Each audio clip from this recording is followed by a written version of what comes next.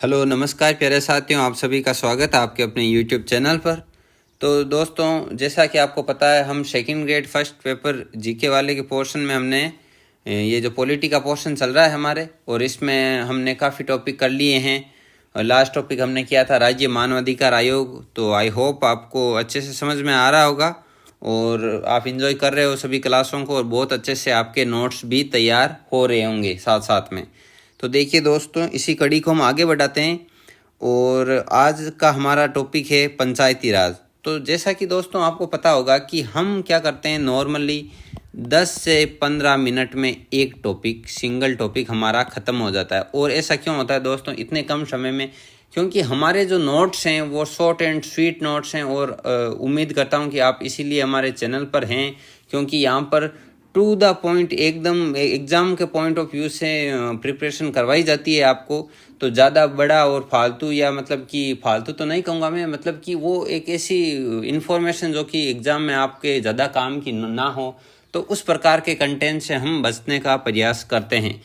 तो नॉर्मली हमारे वीडियो होते हैं 10 से 15 मिनट के, जिसमें कि और लास्ट में आपको पीडीएफ प्रोवाइड की जाती है। ये थोड़ा पंचायती राज का टॉपिक है, तो थोड़ा सा बड़ा है ये टॉपिक, मैं कहूँगा आपको थोड़ा सा बड़ा टॉपिक है। तो आपको निश्चित रूप से थोड़ा सा पेशेंस बनाए रखना है, और जितना सीमित हो सके, जितना कि इसका एरिया जो है वो सीमित किया जा सके, उतने मैंने नोट्स बनाए हैं इसको पर्टिकुलर एकदम एग्ज़ाम के दृष्टिकोण से। तो उसी हिसाब से हम इसको पढ़ेंगे। तो चलिए दोस्तों शुरू करते हैं। पंचायती राज। पंचायती राज है आज का टॉपिक।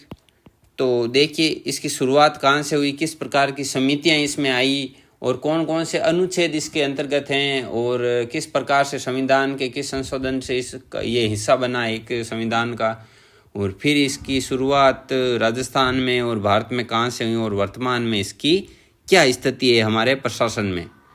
तो देखिए दोस्तों, स्थानीय स्वशासन से इसकी शुरुआत होती है। पंचायती राज की थोड़ी सी भूमिका मैं आपको बता देता हूँ कि देखिए दोस्तों, जैसे कि मान लो कि हमारे भारत देश में हमारे ये रफली डायग्राम है, एक सुप्रीम कोर्ट है इधर दिल्ली में। तो मान लो कि यहाँ पे कोई छोटा सा गांव है, बहुत सारे गांव, फिर जिले, और जिलों से बनते हैं आपके स्टेट। तो मान लो कि हर एक गांव में कोई छोटा सा मुद्दा हुआ और दोनों पहुँच गए कहाँ पर, सुप्रीम कोर्ट में। दूसरे गांव में छोटा सा मुद्दा हुआ, कहाँ पहुँच गए, सुप्रीम कोर्ट में। तो बताओ दोस्तों, इस प्रकार से न्याय व्यवस्था सुचारू रूप से हो सकती है? बिल्कुल नहीं हो सकती, क्योंकि वर्कलोड इतना ज़्यादा बढ़ जाएगा और वो न्याय प्रणाली है वो विफल हो जाएगी। मतलब कि इतने सारे मुद्दों को सॉल्व आउट नहीं कर पाएगी, वैसे ही इतने ज़्यादा केस पेंडिंग है। तो उनके लिए क्या किया गया, सुप्रीम कोर्ट, फिर हाई कोर्ट स्टेट में, फिर यहाँ पे जिला स्तर पर न्यायालय बनाए गए। तो इसी प्रकार उन्होंने सोचा कि इन जिला स्तर के मुख्यालयों का भी क्या करना है, बर्डन कम करने के लिए प्रशासन, और सिर्फ न्याय के मामले नहीं, अन्य सभी मामलों में प्रशासनिक स्तर पर हो, चाहे वो विकास के स्तर पर हो, विकास की दृष्टि से हो, कुछ भी हो। तो इन्होंने ये जो गांव स्तर पर क्या किया, एक ऐसी संस्थाएं खोलनी चाहिए, एक ऐसी संस्थाएं बनानी चाहिए जिसका मुख्य हम बाद में पढ़ेंगे, सरपंच वगैरह हो, वो उनके वहाँ के जो न्याय संबंधी मामले हैं वो वहीं पे निपटा लें अपने खुद ही, और विकास संबंधी कार्य हैं उनमें भी महत्वपूर्ण भूमिका निभाएं वो संस्थान, जिससे कि जिला प्रशासन पर, राज्य प्रशासन पर उतना दबाव ना आए। तो ठीक है दोस्तों, हम सामान्य रूप से समझ सकते हैं कि प्रशासन को एक शानदार तरीके से डेकोरेट करने के लिए हमें किसकी ज़रूरत पड़ी, हमें ज़रूरत पड़ी इन पंचायती राज संस्थाओं की। तो उन्हीं के बारे में आज हम पढ़ेंगे। स्थानीय स्वशासन। विकास के नियोजन एवं उनकी क्रियान्विति में स्थानीय लोगों की भागीदारी सुनिश्चित करना ही स्थानीय स्वशासन का उद्देश्य है। देखिए दोस्तों, विकास एवं नियोजन मतलब कि जो विकास संबंधी कार्य है, अब कोई गांव है तो उसका डेवलपमेंट करना है। तब एक ज़िले में, जैसे कि मैं बात करता हूँ, हमारा डिस्ट्रिक्ट नागौर है, तो नागौर डिस्ट्रिक्ट के अंदर 1625 गांव आते हैं, लगभग 1620-25 गांव आते हैं। तो अब इनका सारा कार्य अगर जिला स्तर पर देखा जाएगा तो फिर वो उनका विकास इतना थोड़ी ना हो पाएगा। बजाय कि अगर ये खुद अपना विकास कार्य देखें, गांव के अंदर ही एक ऐसी संस्थान हो जो कि गांव का विकास कार्य देखे, तो सोचो आप कितना शानदार तरीके से डेवलपमेंट होगा। वहाँ पर जो शिक्षा से संबंधित क्या समस्या आ रही है, उन समस्याओं को अपने स्तर पर ही सुलझा लेना। तो इस प्रकार से ये संस्थाएं कार्य करती है। ठीक है दोस्तों, आगे पढ़ते हैं। तो आप समझ गए होंगे कि स्थानीय स्वशासन का सामान्य उद्देश्य क्या है, कि वहाँ के स्थानीय लोगों को खुद की मतलब एक तरीके से खुद के विकास में उनकी भागीदारी निभाना, प्रशासनिक स्तर पर विकास के दृष्टिकोण से, ठीक है, तो उनकी भागीदारी सुनिश्चित करना ही स्थानीय स्वशासन है। यहाँ पे शब्द से ही पता चल रहा है, स्वशासन मतलब खुद का खुद के लिए शासन। यहाँ पर देखो 1882 में वायसराय कौन थे? Lord Ripon. लॉर्ड रिपिन स्थानीय स्वशासन के लिए एक प्रस्ताव पारित किया जिसके द्वारा पूरे देश में उपखंड तथा जिला बोर्ड स्थापित करने का सुझाव दिया। किसने दिया? आपके लॉर्ड रिपिन। इस प्रस्ताव को स्थानीय स्वशासन का मैग्ना कार्टा कहा जाता है। वेरी इंपॉर्टेंट है दोस्तों, वेरी इंपॉर्टेंट है। ठीक है, इस चीज़ को आपको ध्यान में रखना। एक तो ये 1882 का लॉर्ड रिपिन का ये प्रस्ताव स्थानीय स्वशासन के लिए, और ये स्थानीय स्वशासन का मैग्ना कार्टा कहा जाता है। ठीक है दोस्तों, स्थानीय स्वशासन राज्य सूची का विषय है, यह भी बहुत महत्वपूर्ण है। नोट्स की हर एक लाइन आपको पता है, एकदम मक्खन है और एकदम सार है सभी का। जितनी भी आप गाइडें पढ़ते हो, जितनी भी अलग अलग आपके पास सोर्स है, एनसीईआरटी वगैरह है, उन सभी का निचोड़ है ये नोट्स। तो नोट्स आपको चाहिए तो टेलीग्राम चैनल ज्वाइन कीजिएगा ज़रूर से, और चैनल को सब्सक्राइब कीजिएगा। नए आए हो तो वीडियो को ज़रूर से ज़रूर लाइक कीजिएगा। आगे देखिए, स्थानीय स्वशासन क्या है? एक राज्य सूची का विषय है। अब देखिए आर्टिकल 40 अनुच्छेद 40 क्या है? राज्य ग्राम पंचायतों का गठन करेगा। और ये सीधा एग्जाम में टपकने लायक क्वेश्चन है, वेरी मोस्ट। ये लाइन, ये आर्टिकल 40 सीधा ही पूछ लेगा, ग्राम पंचायतों का संबंध कौन से आर्टिकल से? तो वो आर्टिकल, या ऐसे पूछेगा कि राज्य वो ग्राम पंचायतों का गठन करेगा, इसका उल्लेख किस आर्टिकल में? तो ये आर्टिकल 40 में। आगे देखिए, 2 अक्टूबर 1952 को पीएम पंडित जवाहरलाल नेहरू की पहल पर सामुदायिक विकास कार्यक्रम का प्रारंभ किया गया। सबसे पहले सामुदायिक विकास कार्यक्रम कब स्टार्ट हुआ? 2 अक्टूबर 1952 को। किसने किया था? पंडित जवाहरलाल नेहरू ने। आगे देखिए, ये अभी यहाँ पर है ना, ये भूमिका तैयार हो रही है, पंचायती राज की भूमिका तैयार हो रही है। सबसे पहले ये 1882 का लॉर्ड रिपिन का ये स्वशासन का जो प्रस्ताव आया, उसके बाद स्वशासन को राज्य सूची का विषय बनाया, फिर ये आर्टिकल 40 की राज्य ग्राम पंचायतों का गठन करेगा, और उसके बाद ये सामुदायिक विकास कार्यक्रम जिसकी शुरुआत की गई हमारे पंडित जवाहरलाल नेहरू द्वारा। आगे देखिए, 1953 का ये राष्ट्रीय सविस्तार योजना क्या थी? ये राष्ट्रीय सविस्तार योजना, देखिए, इस कार्यक्रम का मुख्य उद्देश्य देश के आर्थिक विकास एवं सामाजिक पुनरुद्धार कार्यक्रमों के प्रति जनता में रुचि पैदा करना एवं उनकी भागीदारी को बढ़ाना था। वही जो मैंने आपको पहले बताया था कि जो स्थानीय लोग हैं, जो गांवों में लोग हैं, वो क्या करें, खुद के विकास के लिए, खुद के डेवलपमेंट के लिए, चाहे वो शैक्षिक स्तर पर हो, चाहे वो सामाजिक स्तर पर हो, वो खुद के विकास के लिए खुद भागीदार बन सके, उसमें खुद इन्वॉल्व हो सके। इसीलिए ये राष्ट्रीय से विस्तार योजना थी। और वो जो स्थानीय लोग हैं वो खुद का आर्थिक विकास भी कर सके और उस फील्ड में वो रुचि ले सकें, तो उनकी भागीदारी को बढ़ावा देना ही इस राष्ट्रीय से विस्तार योजना का क्या था? मुख्य उद्देश्य था। इसमें जनता को अधिकार नहीं दिया गया, जिस कारण यह सरकारी अधिकारियों तक सीमित रह गया और असफल हो गया। किसको अधिकार नहीं दिया गया दोस्तों? जनता को अधिकार। अब जनता की तो इसमें भागीदारी बढ़ानी थी, मुख्य उद्देश्य तो यही था कि जनता अपने आर्थिक और सामाजिक विकास में खुद भागीदार बन सके। अब जनता भागीदार नहीं बन पाई तो वे सरकारी अधिकारियों तक ही सीमित रह गया और इस कारण ये असफल हो गई। अब देखिए दोस्तों, पंचायती राज में जो सबसे इम्पोर्टेंट है वो समिति ये है। बहुत सारी समितियां आपको देखने को मिलेगी, लेकिन ये है सबसे इम्पोर्टेंट, बलवंत राय मेहता समिति।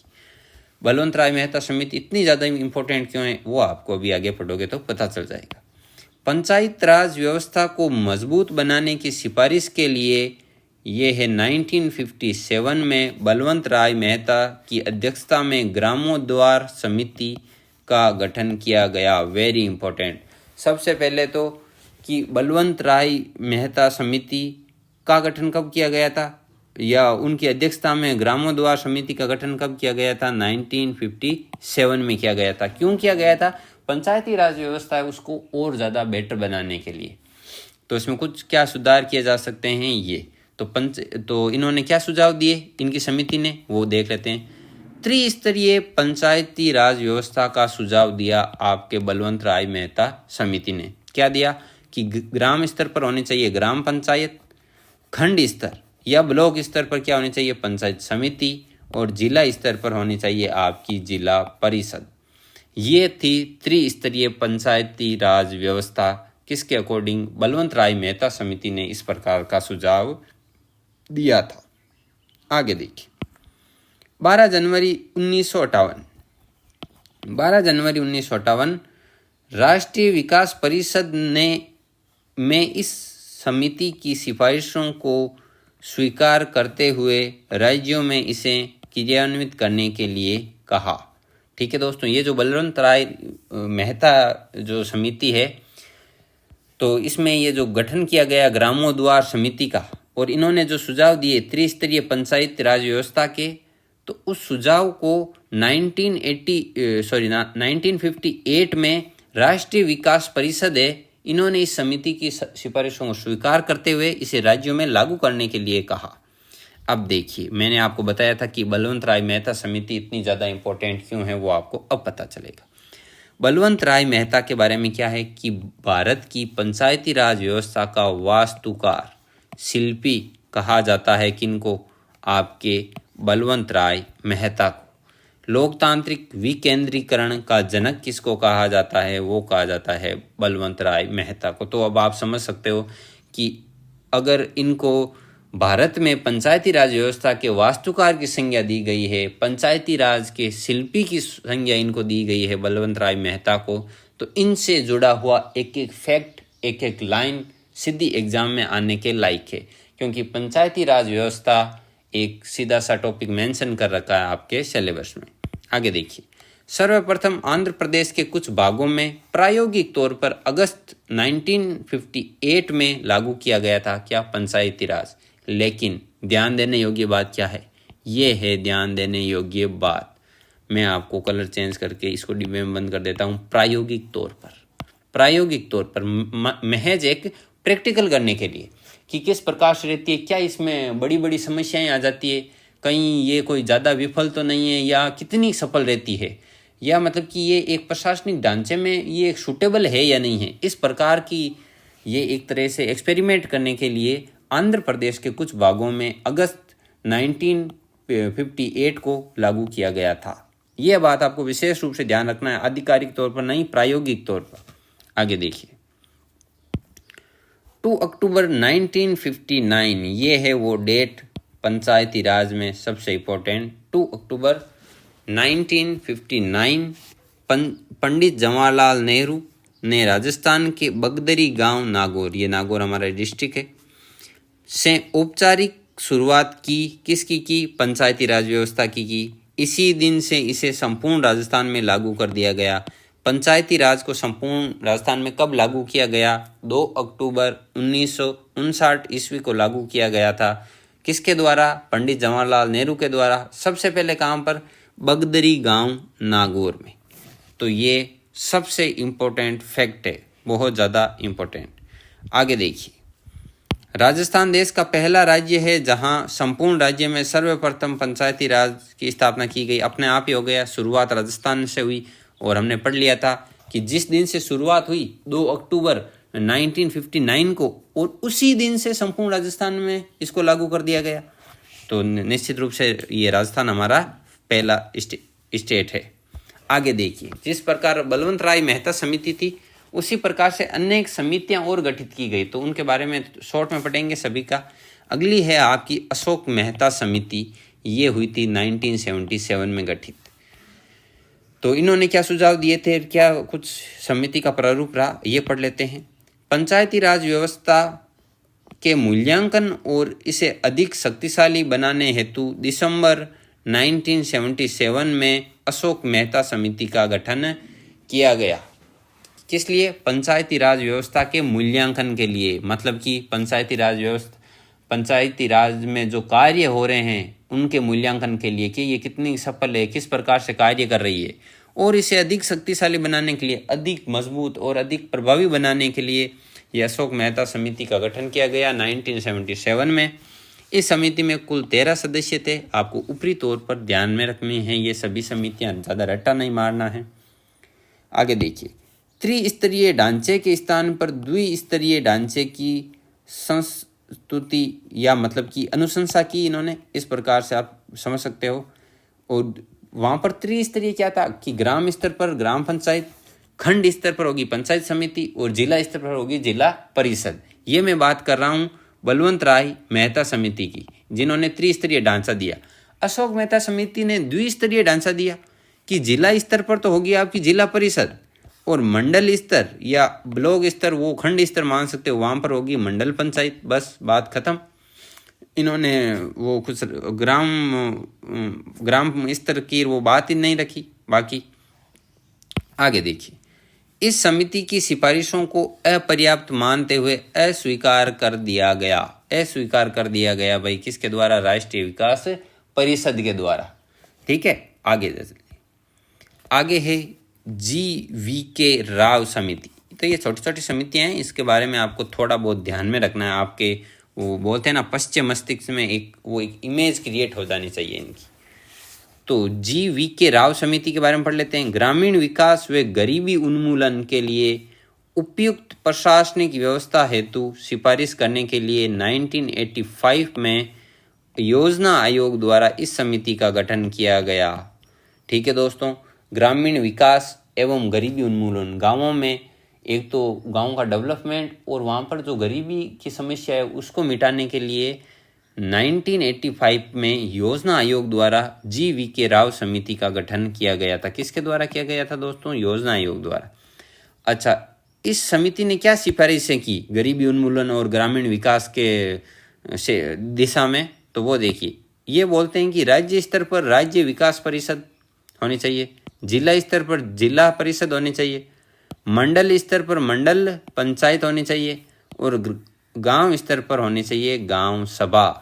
तो गांव सभा का सुझाव सबसे पहले किसने दिया था? GVK राव समिति ने दिया था। और इन्होंने जिला परिषद को सर्वाधिक महत्व दिया, यह सबसे महत्वपूर्ण बनाया। अब देखिए, इस समिति की सिफारिशों को भी अमान्य कर दिया गया, इनको स्वीकार भाई नहीं किया गया। आगे देखिए, डॉक्टर LM सिंधवी समिति 1986। तो ये एक और समिति गठित की गई, वही पंचायती राज को और बेटर बनाने के लिए और अच्छे से वो कार्य करे, इसीलिए इनसे सुझाव मांगे गए। अब देखिए, 1986 में राजीव गांधी सरकार द्वारा लोकतंत्र व विकास के लिए पंचायती राज संस्थाओं का पुनरुद्धार पर एक अवधारणा पत्र तैयार करने के लिए एक समिति का गठन किया गया। मैं आपको बता देता हूँ सीधा यहाँ पर 1986 में आपको पता है राजीव गांधी सरकार थी, तो सभी सरकारों का ये अलग अलग समितियाँ गठित करने का मकसद यही था कि उनको एक टारगेट दिया जाता था कि आप बताओ कि आपके अकॉर्डिंग पंचायती राज को हम और बेटर तरीके से राज्यों में किस प्रकार लागू कर सकते हैं, देश में किस प्रकार लागू कर सकते हैं। तो उस पर सुझाव मांगे गए। उन्हीं में से एक है डॉक्टर LM सिंधवी समिति। तो इन्होंने क्या सिफारिशें की? इस समिति ने पंचायती राज संस्थाओं को संवैधानिक मान्यता मिले। सर्वप्रथम किसने बताया? डॉक्टर LM सिंधवी समिति ने, कि पंचायती राज जो संस्थाएं हैं उनको संवैधानिक मान्यता देनी चाहिए। पंचायतों को आर्थिक रूप से आत्मनिर्भर बनाने के लिए वित्तीय संसाधन उपलब्ध करवाए जाने चाहिए। ये भी सिफारिश किसकी है? डॉक्टर LM सिंधवी समिति की। आगे देखिए, न्याय पंचायत व ग्राम न्यायालयों की व्यवस्था करनी चाहिए। ये 3 सिफारिशें की थी डॉक्टर LM सिंधवी समिति ने 1986 में, जिसका गठन किया गया था राजीव गांधी सरकार में। आगे देखिए, PK थुंगन समिति 1988। तो इस समिति ने क्या कुछ किया, 2 लाइनें पढ़ लेते हैं। पंचायती राज व्यवस्था को मजबूत बनाने के लिए क्या सुझाव दिए? इन्हें संवैधानिक मान्यता दी जाए। किनको? पंचायती राज संस्थाओं को संवैधानिक मान्यता मिलनी चाहिए। तो ये बात इन्होंने भी कही थी। आपके डॉक्टर एल एम सिंधवी समिति ने भी अब बोला था कि पंचायती राज व्यवस्थाओं को संवैधानिक मान्यता मिले, और वही वापस पीके थुंगन समिति ने भी बताया 1988 में सुझाव दिया कि इन्हें संवैधानिक मान्यता मिलनी चाहिए पंचायती राज संस्थाओं को। गॉडगिल समिति आगे 1988 में ये गठित की गई थी। इन्होंने क्या सुझाव दिए पंचायती राज को बेहतर बनाने के लिए, बेहतर तरीके से? पंचायती राज संस्थाओं को संवैधानिक दर्जा मिले, वापस वही बात आ गई। अगला देखिए, अगला है राज्य वित्त आयोग, राज्य चुनाव आयोग की स्थापना की जाए। ये राज्य वित्त आयोग जब हमने राज्यपाल पढ़ा था तब हमने पढ़ लिया था कि राज्यपाल हर प्रत्येक 5 वर्ष में एक ऐसे आयोग का गठन करेगा जो कि पंचायती राज व नगर पालिकाओं को वित्तीय मजबूती प्रदान करेगा और उन्हें आर्थिक रूप से मजबूत बनाने के लिए संसाधन उपलब्ध कराएगा। वही वित्तीय आयोग की बात हो रही है यहाँ पे। तो गॉडगिल समिति ने 1988 में सबसे पहले सिफारिश की थी राज्य वित्त आयोग व राज्य चुनाव आयोग की स्थापना की जाए। और देखिए, तीनों स्तरों के सदस्यों का सीधा निर्वाचन हो सके। तीनों स्तर के सदस्य कौन से हो गए दोस्तों? तीनों स्तर के सदस्य ग्राम स्तर पर ग्राम पंचायत के, मंडल स्तर पर मंडल पंचायत के और जिला स्तर पर जिला परिषद के। तीनों के जो निर्वाचन है वो सीधा करवाया जाए, और ये करवाएगा कौन? राज्य चुनाव आयोग। आगे देखिए, अब जो इतनी देर से इतनी सारी समितियां हैं वो गला फाड़ फाड़ के बोल रही है कि भाई पंचायती राज संस्थाएं हैं, इनको संवैधानिक मान्यता दी जाए। तो फिर संवैधानिकरण की दिशा में प्रयास किए गए किसके द्वारा? सरकार के द्वारा। तो राजीव गांधी सरकार ने पंचायती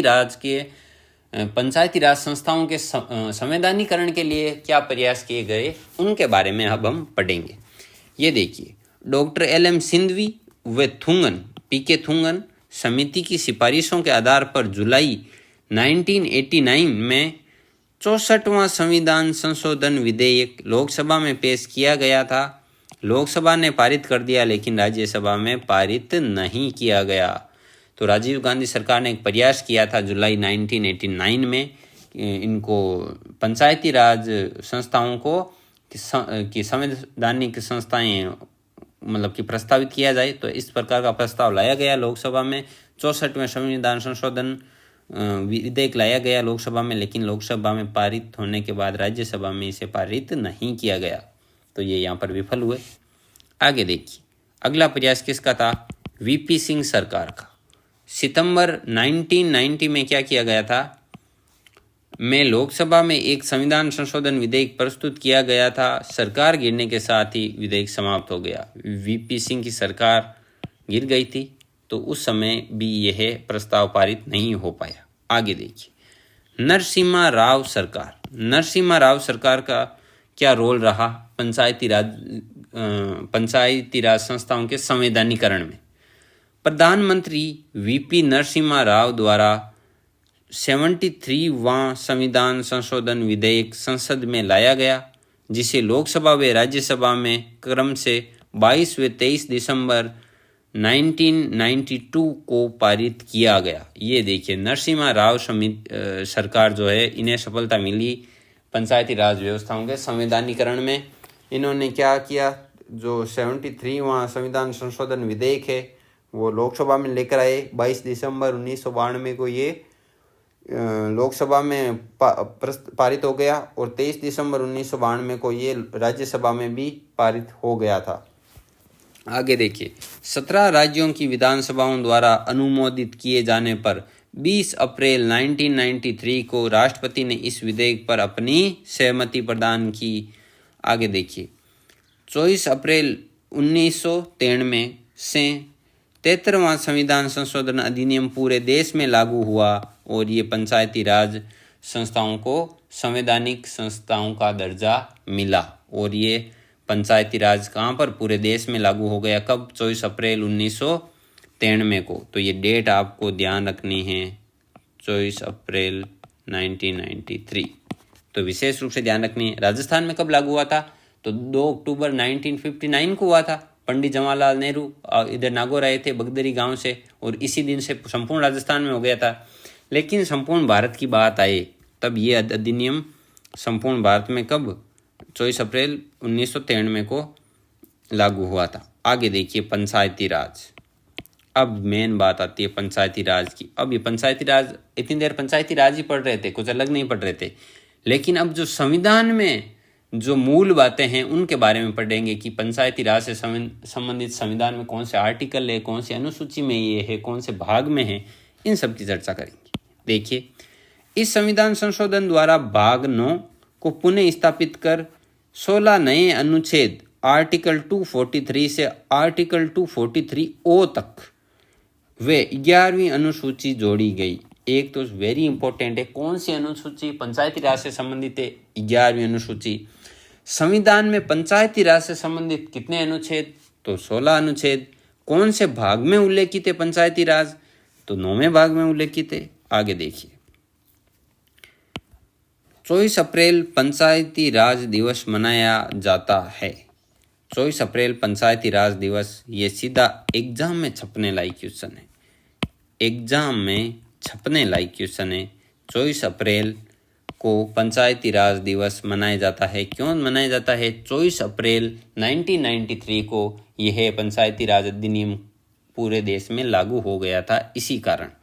आगे देखिए, अब देखिए ये आर्टिकल कुछ इस प्रकार से 243 पार्ट ए या के, इसमें ग्राम सभा का उल्लेख है, और ये 2 से 3 बार, आप पर्टिकुलर सेकंड ग्रेड में 2 से 3 बार पूछा गया है, और जो लास्ट टाइम एग्जाम हुआ था सेकंड ग्रेड का 2018 वाला, उसमें भी पूछा गया था इनके सदस्यों के बारे में कि ग्राम सभा के कौन कौन वो लोग हैं गांव के जो ग्राम सभा के सदस्य होंगे। तो देखिए पढ़ लेते हैं इसको, आर्टिकल 243 के भाग ए को या के को, इसमें ग्राम सभा का उल्लेख है, और ये आर्टिकल भी बड़ा इंपॉर्टेंट है। आर्टिकल ग्राम सभा से संबंधित है, इसलिए किसी ग्राम की निर्वाचक नामावली में दर्ज नामों वाले व्यक्तियों को सामूहिक रूप से ग्राम सभा कहा जाता है। अब देखिए सीधा समझिए, गांव में ऐसे व्यक्ति जिनका नाम वोटर लिस्ट में शामिल है वो सभी ग्राम सभा के सदस्य होंगे। गांव के ऐसे व्यक्ति जो कि मतदान सूची में जिनका नाम जुड़ा हुआ है वो आपके ग्राम सभा के सदस्य होंगे। ग्राम सभा का जो संबंध है वो आर्टिकल 243 के भाग ए या के से संबंधित है, तो इस पर बात का आपको विशेष रूप से ध्यान रखना है, एग्जाम में वापस टपक सकता है। और एक ये 24 अप्रैल पंचायती राज दिवस, इसका भी ध्यान रखना है। आगे चलिए, ग्राम सभा से संबंधित कुछ और बातें पढ़ लेते हैं हम। 1 वर्ष में 2 बैठक होती है ग्राम सभा की, 1 वर्ष में 2 बैठक होती है, और सरपंच इनकी अध्यक्षता करता है। ये एग्जाम में आ सकता है। ग्राम सभा के बैठकों की अध्यक्षता कौन करता है? भाई सरपंच करता है। 1 साल में कितनी बैठकें? 2 बैठकें। गणपूर्ति या कोरम 1/10। अब क्या होता है गणपूर्ति, क्या होता है कोरम? देखिए, ये है एक कक्षा में कितने विद्यार्थी हैं? 100 विद्यार्थियों का एडमिशन हो रखा है। आज आ गई बारिश, धीरे धीरे बच्चे आ रहे हैं, कभी 1 2 आ रहा है, 5 बच्चे हो गए। मास्टर ने बोल दिया कि जब तक 10 बच्चे नहीं हो जाते तब तक मैं इस ब्लैक बोर्ड पर एक अक्षर नहीं लिखूंगा, यानी कि पढ़ाना स्टार्ट नहीं करूंगा। अभी तो तुम 5 ही आए हो, कम से कम 10 ना हो जाए तब तक पढ़ाना स्टार्ट नहीं करूंगा। मतलब कि गणपूर्ति या कोरम वह सदस्य संख्या है, वह न्यूनतम सदस्य संख्या है जिससे कम सदस्य संख्या होने पर उसकी कार्रवाई आगे नहीं चलेगी, कार्रवाई होगी नहीं। मतलब कि अगर ग्राम सभा में जो कुल मतदाता सूची में मान लो 100 सदस्य हैं और 10 सदस्य से भी कम सदस्य हैं, तो वो बैठक की कार्रवाई होगी नहीं, वो बैठक की स्थगित हो जाएगी। ठीक है, तो इसे बोलते हैं गणपूर्ति या कोरम। मतलब कि कार्रवाई को सुचारू रूप से चालू करने के लिए उस सदस्यों की, संबंधित सदस्यों की कम से कम संख्या, समझ गए, उनको बोलते हैं गणपूर्ति या कोरम। तो वो कितनी होती है? 1/10 होती है। जितने भी गांव के लोगों का नाम मतदाता सूची में है उनका कम से कम 1/10 तो उस ग्राम सभा की बैठक में आना ही आना चाहिए। आगे देखिए, ग्राम सभा के कार्यों का निर्धारण राज्य विधानमंडल द्वारा किया जाता है। ये देखिए इंपॉर्टेंट फैक्ट, सारे ही कितने ज़्यादा इंपॉर्टेंट क्वेश्चन आ रहे हैं। मैं इनको डिब्बे में बंद, ये डिब्बा काफ़ी बड़ा है, चलिए इसको कैंसिल करते हैं। इसको डिब्बे में बंद नहीं करेंगे, डिब्बा काफ़ी बड़ा बन गया। देखिए ग्राम सभा के जो कार्यों का, कि भाई ग्राम सभा किस प्रकार के कार्य करेगी, क्या कार्य नहीं करेगी, इनका निर्धारण कौन करता है आपके, इनका निर्धारण करता है ये राज्य विधान मंडल। और भी राज्य विधान मंडल के कार्य हैं ग्राम सभा के संदर्भ में, पंचायती राज के संदर्भ में, वो हम आगे पढ़ेंगे। आगे देखिए पंचायतों का गठन व संरचना, पंचायतों का गठन व संरचना, ये है आर्टिकल 243 के भाग बी में। भाग ए में क्या है, ग्राम सभा का उल्लेख है। आर्टिकल 243 के भाग बी में क्या है, भारत में त्रिस्तरीय पंचायती राज व्यवस्था है, जिसका उल्लेख सर्वप्रथम बलवंत राय मेहता समिति ने किया था। आपको याद होगा, मैं उम्मीद करता हूँ। ग्राम स्तर पर है आपके ग्राम पंचायत, खंड स्तर पर है पंचायत समिति, और जिला स्तर पर है जिला पंचायत। ठीक है दोस्तों, इस प्रकार की व्यवस्था है अभी हमारे भारत में, आप सभी को पता ही है। देखिए नोट डाल के क्या लिखा गया है, इंपॉर्टेंट फैक्ट, जिन राज्यों की जनसंख्या 20 लाख से कम है वहां मध्यवर्ती स्तर पर पंचायतों का गठन आवश्यक नहीं है। चलिए दोस्तों इस फैक्ट को समझते हैं। मान लीजिए कि कोई छोटा राज्य है, उस छोटे राज्य की जनसंख्या कितनी है, छोटा किस आधार पर, जनसंख्या के आधार। तो जनसंख्या के आधार पर 20 लाख से कम जनसंख्या वाला जो राज्य है वहां पर मध्यवर्ती स्तर, ये देखिए ये रहा आपका मध्यवर्ती स्तर, यानी कि खंड स्तर, पंचायती स्तर, यहाँ पर पंचायतों का गठन आवश्यक नहीं है। करे तो कर सकते हैं लेकिन आवश्यक नहीं है। ग्राम स्तर पर ग्राम पंचायत और जिला स्तर पर जिला पंचायत, इनसे काम चल जाएगा। इस प्रकार का उल्लेख है 243, आर्टिकल 243 के पार्ट बी में। आर्टिकल 243 के पार्ट सी में क्या है, पंचायतों की संरचना से संबंधित उल्लेख है। पढ़ लेते हैं। ग्राम पंचायत के अध्यक्ष कौन होगा, सरपंच होगा, सभी को पता है, आपको किसी को अलग से बताने की जरूरत नहीं है। ग्राम पंचायत के अध्यक्ष सरपंच का चुनाव राज्य द्वारा बनाई गई विधि मतलब कि नियम के द्वारा होगा। ठीक है, सरपंचों का चुनाव होता है, वो राज्य सरकार उन पर नियम बनाएगी कि किस प्रकार से चुनाव होंगे इनके। ग्राम पंचायत के उपाध्यक्ष, पंचायत समिति के प्रधान, उप प्रधान, जिला परिषद के जिला प्रमुख व उप जिला प्रमुख का चुनाव अप्रत्यक्ष रूप से होगा। जैसे कि सरपंच का किस प्रकार से होता है, प्रत्यक्ष रूप से होता है, हम सीधे ही वोट देने जाते हैं सरपंच साहब को। उसी प्रकार से ग्राम पंचायत के उपाध्यक्ष, पंचायत समिति के प्रधान, उप प्रधान, ये जिला प्रमुख, उप जिला प्रमुख, सभी का अप्रत्यक्ष रूप से होगा, प्रत्यक्ष रूप से नहीं होगा। ये आपको ध्यान रखना है। एग्जाम में वो सत्य असत्य कथनों वाले में ये इस प्रकार की लाइनें टपक जाती है सीधा ही।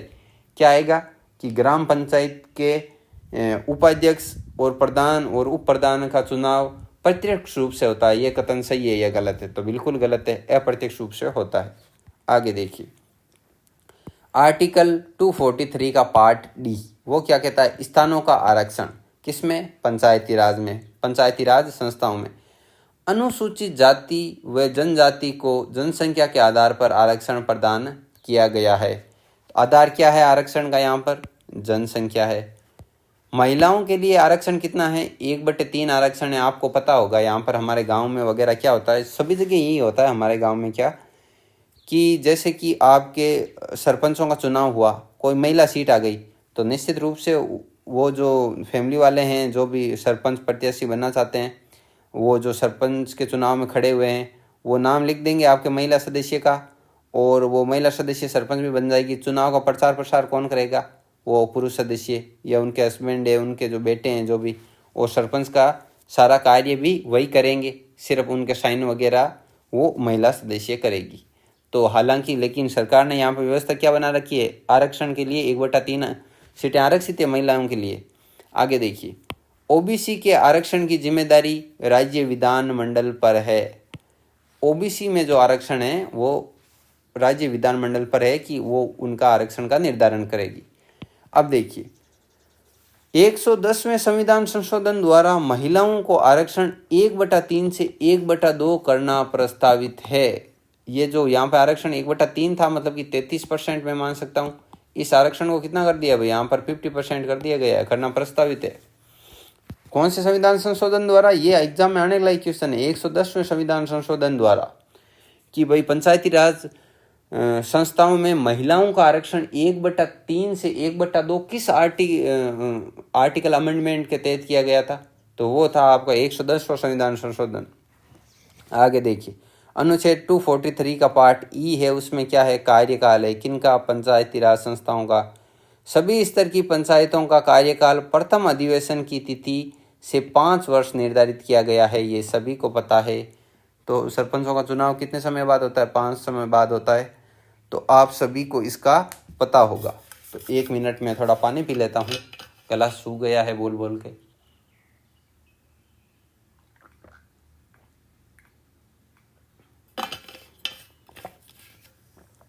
हाँ जी, आगे देखिए, पंचायत के नए निर्वाचन उसके कार्यकाल के समाप्त होने से पूर्व करवा लिए जाएंगे। ये नहीं है भाई 5 साल पूरे हुए अब देखो दूसरा सरपंच, इस प्रकार नहीं। जिस प्रकार का राज्यपाल वगैरह में सिस्टम है ना, उनका कार्यकाल समाप्त होने से पूर्व ही तैयार कर लिया जाता है एक दूसरा,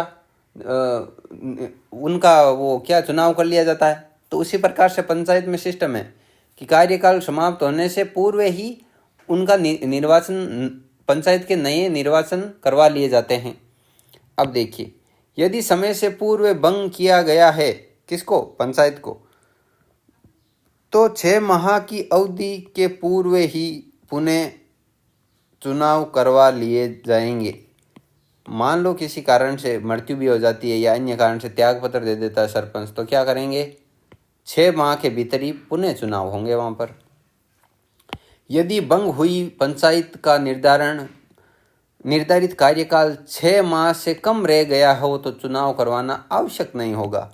अब मान लो कि 4.5 साल हो गए हैं, 6 महीने बाकी रहे हैं शेष, तो उस स्थिति में 6 माह या उससे कम रह गया है तो वहाँ पर चुनाव करना वापस निर्धारित नहीं होता।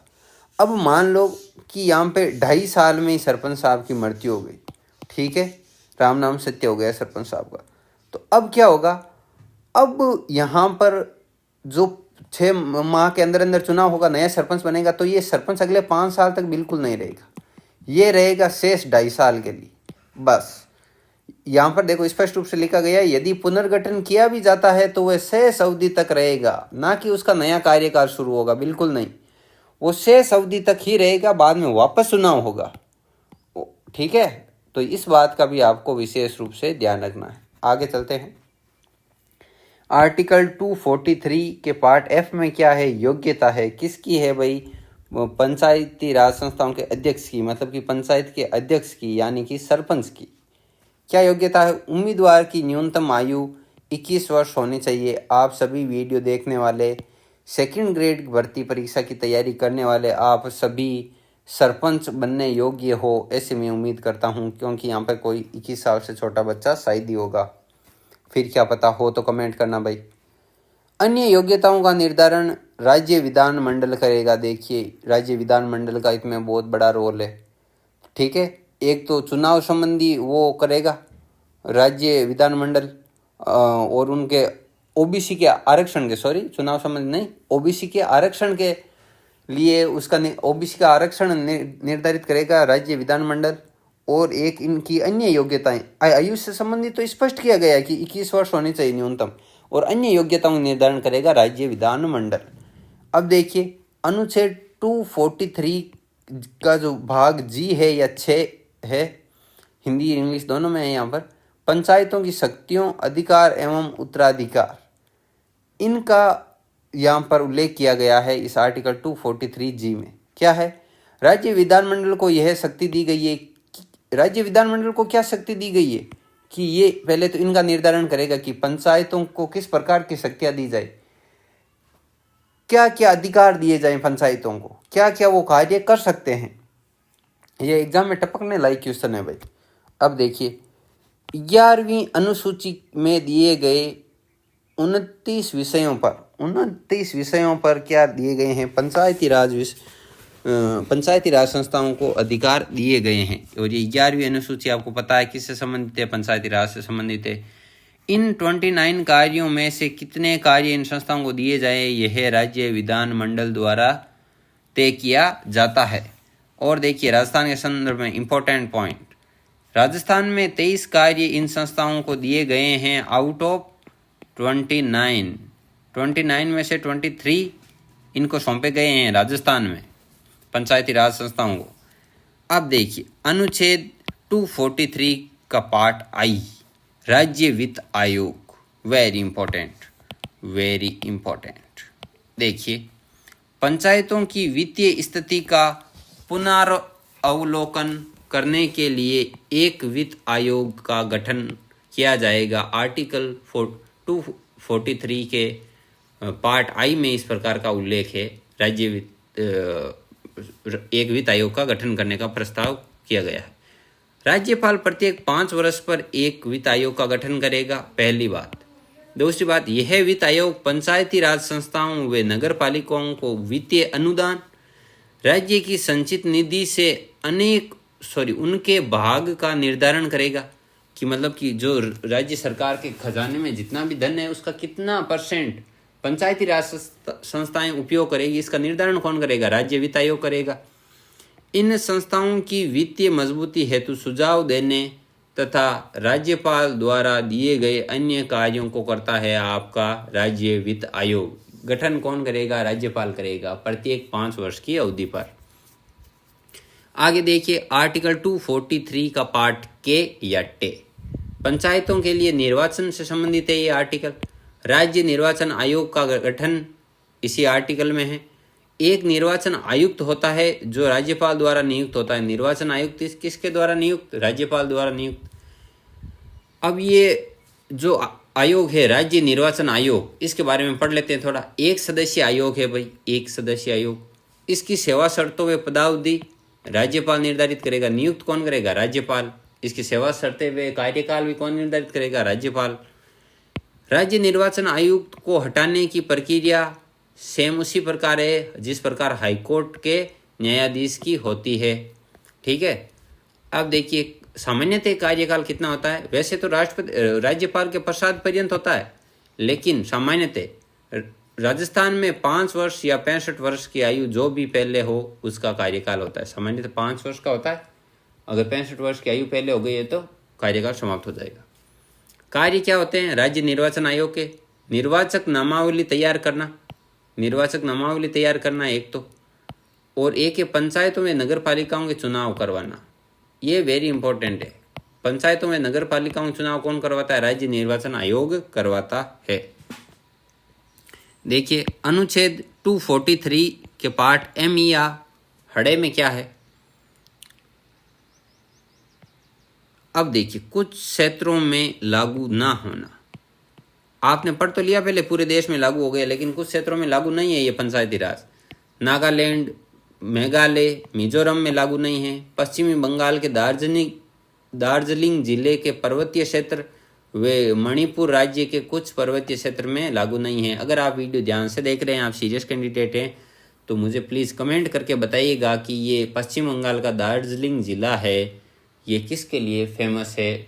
अगर आप हल्की फुल्की टीवी भी देखते हैं तो भी आपको पता होगा, कमेंट करके आपको बताना है, ठीक है। तो इन क्षेत्रों में अभी लागू नहीं किया गया।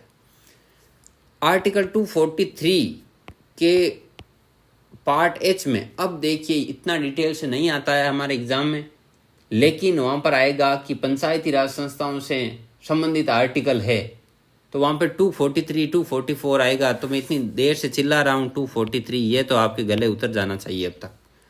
अच्छा, पार्ट एच में क्या है? पंचायतों को कर लगाने की भी शक्तियाँ हैं। सत्य और असत्य कथन में आ सकता है पंचायतों को कर लगाने की शक्तियाँ। अब आप सोचोगे, जिसका हल्का फुल्का पटा हुआ है वो सोचेगा कि पंचायतें टैक्स थोड़ी लगा सकती है, हम तो टैक्स भरते ही नहीं है। अरे आप तो बिजली का बिल भी नहीं भरते हो, लेकिन बिल तो आता है ना। तो उसी प्रकार से बस मजाक के लिए बोल रहा हूँ, पंचायतों को भी कर लगाने की शक्तियाँ है। देखिए आर्टिकल 243 के ZD भाग में क्या है? जिला योजना समिति यानी कि DPC, डिस्ट्रिक्ट प्लान काउंसिल। तो ये क्या है आपको ध्यान में रखनी है थोड़ी। 74वां संविधान संशोधन द्वारा स्थापना हुई थी इस DPC की, जिला योजना समिति की। जिला स्तर पर योजना बनाने का कार्य करती है। सदस्य संख्या का संविधान में कोई निर्धारण नहीं है वैसे, लेकिन 4/5 सदस्य नगर पालिकाओं तथा जिला पंचायतों या जिला परिषद के सदस्यों द्वारा चुने जाते हैं। अब देखिए आगे, राजस्थान की प्रत्येक जिला योजना समिति यानी कि डीपीसी में 25 सदस्य होते हैं। ये सीधा एग्जाम में टपकने लायक क्वेश्चन है। राजस्थान से संबंधित तो पंचायती राज की एक एक नाड़ी आपके लिए बहुत ज़्यादा इम्पोर्टेंट बन जाती है। तो यहाँ पे डीपीसी का जिक्र हुआ है राजस्थान के संदर्भ में, तो 25 सदस्य होते हैं। अब देखिए, राजस्थान की डीपीसी में जिलाधीश, मुख्य कार्यकारी अधिकारी, अतिरिक्त मुख्य कार्यकारी अधिकारी पदेन सदस्य के रूप में शामिल होते हैं। पदेन सदस्य मतलब कि जो भी उस समय जिलाधीश होगा, डीएम होगा, और जो भी मुख्य कार्यकारी अधिकारी, अतिरिक्त मुख्य कार्यकारी अधिकारी होंगे वो पदेन सदस्य होंगे। मतलब कि ये पद उनका सदस्य होता है। पदेन सदस्य का मतलब होता है राज्य सरकार प्रत्येक डीपीसी में उस जिले के सांसद अथवा विधायकों में से 2 व्यक्तियों को डीपीसी में मनोनीत करती है। राज्य सरकार करती है 2 व्यक्तियों को मनोनीत करती है। किन में से? एमपी और एमएलएज में से। अब देखिए, राजस्थान में जिला प्रमुख डीपीसी का अध्यक्ष होता है। ये वेरी इंपॉर्टेंट है भाई। जिला अध्यक्ष अध्यक्ष कौन होता है राज्य योजना समिति का? तो होता है जिला कलेक्टर, ठीक है। और राजस्थान में डीपीसी में कितने सदस्य होंगे? 25 सदस्य होंगे। तो इस प्रकार से दोस्तों मैंने समेटने की कोशिश की है इस पंचायती राज को लगभग 10 पेज में। बाकी आप कहीं से पढ़ोगे तो 100 पेज में मिलेगी। पंचायती राज की पूरी सेपरेट बुक आती है, तो कोई मतलब नहीं है। हमें पढ़ना है एग्जाम के पॉइंट ऑफ व्यू से। तो मुझे उम्मीद है कि ये वीडियो आपके लिए बहुत ही ज़्यादा हेल्पफुल रहेगा और इन नोट्सों में लिखी हुई एक एक लाइन आपके लिए मील का पत्थर साबित होगी आपकी तैयारी के लिए। तो दोस्तों प्लीज़, अगर ये वीडियो आपको पसंद आया है तो वीडियो को ज़रूर से ज़रूर लाइक कीजिएगा। ज़्यादा से ज़्यादा व्हाट्सएप ग्रुप और सोशल मीडिया प्लेटफॉर्म पर इनको शेयर कीजिएगा। इन नोट्स को बनाने में बहुत ज़्यादा मेहनत लगती है, तो उम्मीद है कि आप भी हमारा साथ देंगे ज़रूर से ज़रूर, और आप अपनी तैयारी को बेहतर तरीके से एक स्तर पर कर रहे होंगे। तो चलिए दोस्तों, मिलते हैं अगले शानदार टॉपिक के साथ। तब तक के लिए जय हिंद, जय भारत।